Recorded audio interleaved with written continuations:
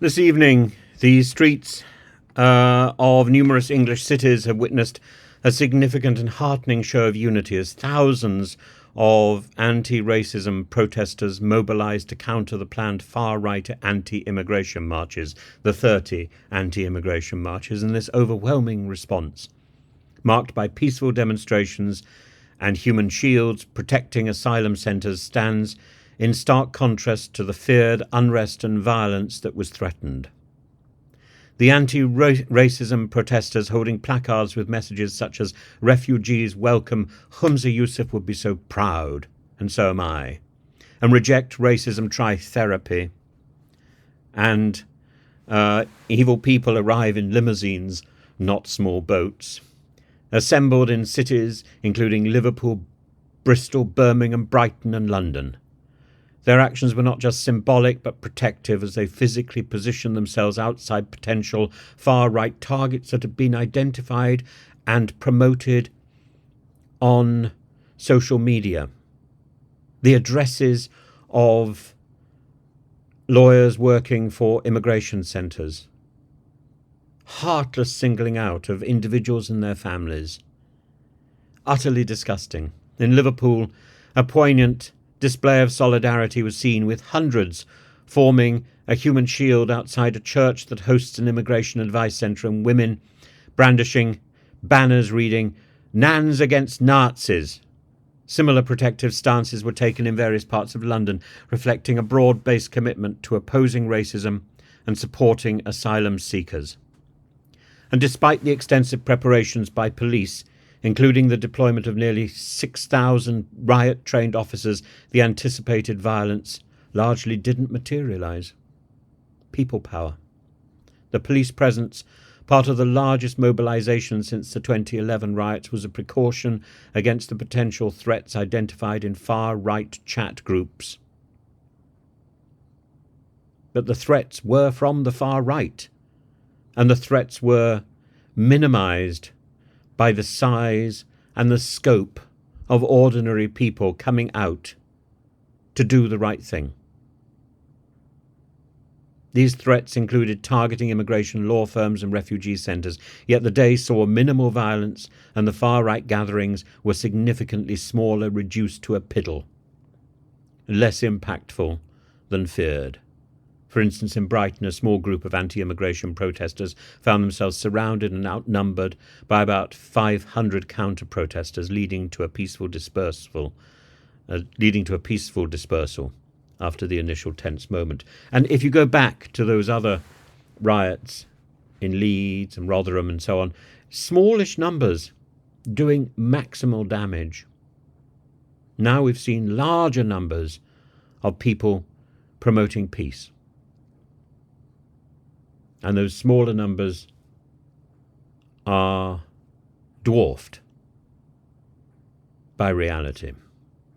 The peaceful outcome of today's events can be attributed to the proactive stance of counter-protesters, the preparedness of the police. Sir Mark Rowley, the head of the Metropolitan Police, emphasised that the threats against immigration lawyers were central to the police's planning, stating unequivocally, "We will not let the immigration asylum system be intimidated."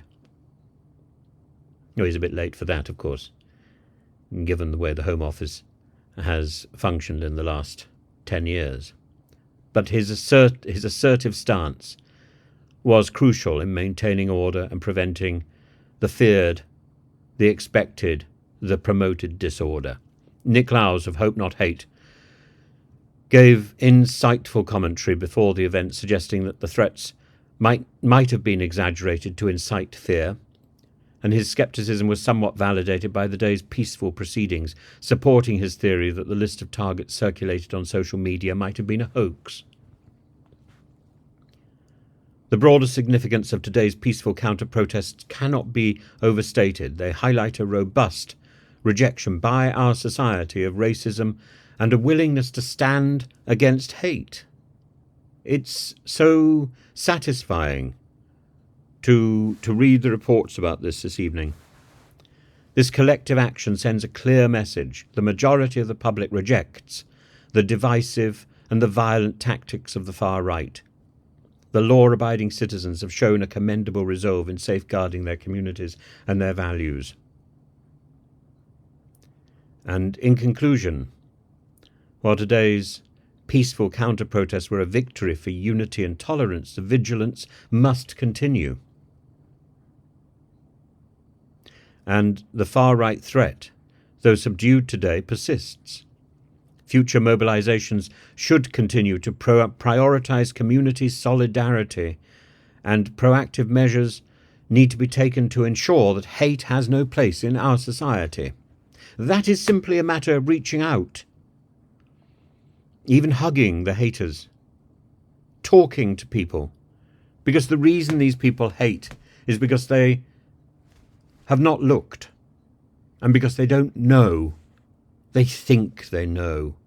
They've heard the slogans of these people in power who have rattled them out, and they have been proclaimed and proclaimed and proclaimed, so that you start to think that it's true, but it's not true. And these people who selectively quote the laws because they haven't got a legal training, and because they don't know the case history that also underpins the understanding of law in our country. And it happens on Instagram and YouTube and Twitter as well, not just in the street. Our vigilance needs to continue.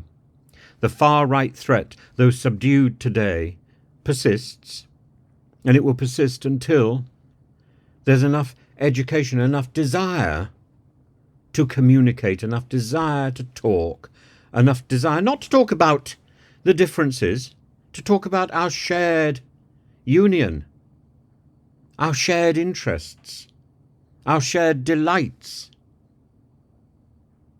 the fun of being in this country.